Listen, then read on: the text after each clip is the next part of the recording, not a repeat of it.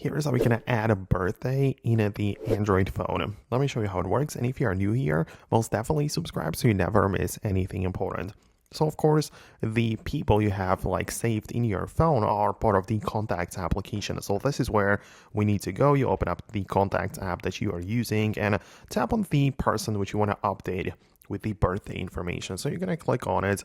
Then, of course, you can click on Edit with the pencil tool where you can manage like the photos and all of the information. And there is also the birthday section. So you can click on it like that and you can just type in the date, right? So you essentially just pick the month, the day, and of course the year, and it's going to be like the date of their birthday, which is going to be saved in that contact, right? So if you just need to remind yourself, you can always come back to this place and see it right away. So that would be one way to, use it.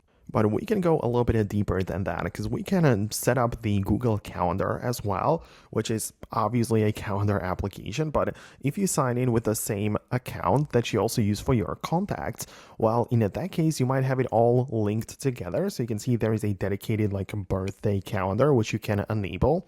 And then when you tap on like the settings, you can see within the calendar, of course, within the settings here, you can see that there is a birthday settings and you can sync it from the contacts. So make sure you have that enabled. So all of the birthdays which you save to your contacts, which are, of course, from that Google account, will automatically appear in your calendar as well. So this is a very nice automated way to have it nicely visible wherever you go, basically. So that's how I would do it. And also there is a notification so you don't forget about it. So this is personally how I like to use it. Let me know if you are similar or if you are looking for a different solution.